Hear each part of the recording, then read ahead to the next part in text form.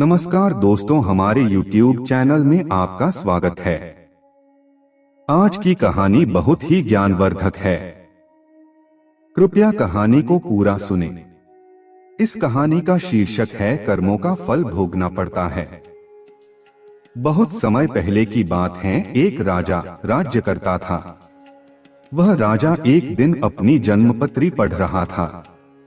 पढ़ते पढ़ते उस राजा को ख्याल आया कि जिस समय मेरा जन्म हुआ होगा उस समय कितने मनुष्यों का जन्म हुआ होगा, लेकिन वह सभी मेरी तरह राजा क्यों नहीं बने।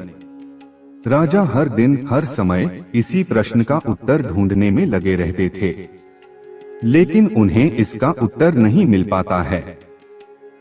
अपने प्रश्न का उत्तर पाने के लिए राजा अपने राज्य में बड़े बड़े बुद्धिमान व्यक्तियों को बुलाते हैं। राज्य में सभी बुद्धिमान व्यक्ति एकत्रित होते हैं। वह सभी यह सोच में होते हैं कि राजा ने उन्हें यह क्यों बुलाया है।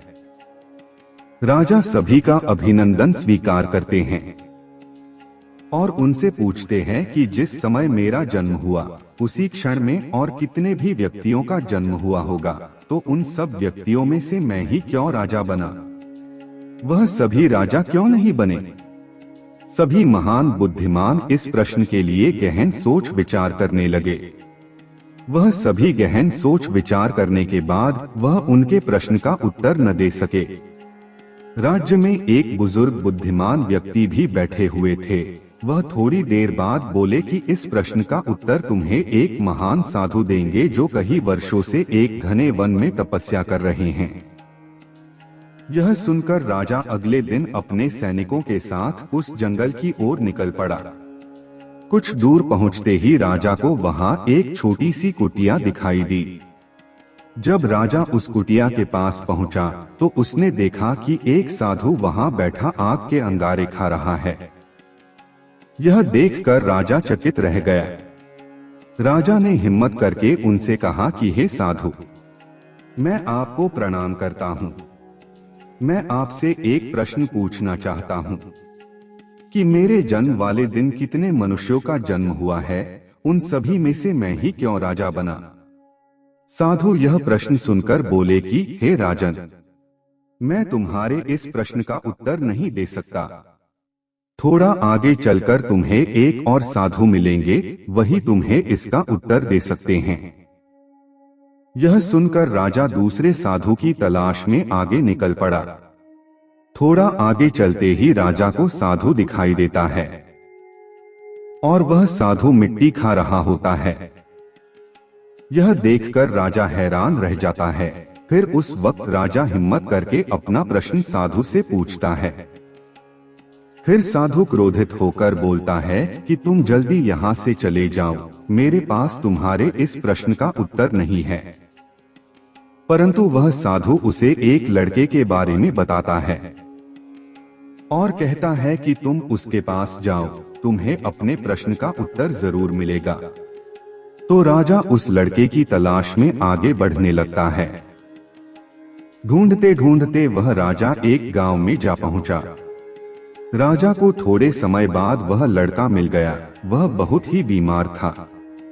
राजा ने उस लड़के से अपना प्रश्न पूछा और लड़का बोला कि राजन, हम पिछले जन्म में 4 भाई थे। एक बार हम चारों भाई किसी जंगल में भटक गए थे और हमें वहां कई दिन हो गए थे।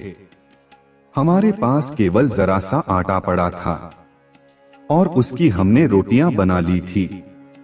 जैसे ही हम वह खाने लगते हैं, हमारे पास एक बाबा आते हैं। वह बाबा बहुत भूखे थे। वह हमसे भोजन मांगते हैं। ऐसे में बड़ा भाई बोला कि यदि हमने आपको यह भोजन दे दिया तो हम क्या अंगारे खाएंगे। दूसरा भाई बोला कि अगर हमने भोजन दे दिया तो क्या हम मिट्टी खाएंगे। अब जब मेरी बारी आई तो मैंने भी रोटियां देने से मना कर दिया। परंतु राजन, तुम बहुत दयालु थे। तुमने अपने हिस्से का भोजन उस बाबा को देकर उसका पेट भरा और तुम्हारे इस पुण्य के कारण तुम इस जन्म में राजा बने। रास्ते में जो तुम्हें अंगारे खाते हुए और मिट्टी खाते हुए साधु मिले थे, वह दोनों तुम्हारे भाई थे। तुम्हारा तीसरा भाई मैं हूँ। जो इस समय मौत के मुंह में हूँ। हे राजन, इसी प्रकार हम सभी भाइयों को अपनी अपनी करनी का फल मिला है। राजा को यह सुनकर अपने प्रश्न का उत्तर मिल जाता है। दोस्तों, ऐसे ही वीडियो देखने के लिए चैनल को सब्सक्राइब करें एवं वीडियो को लाइक करें।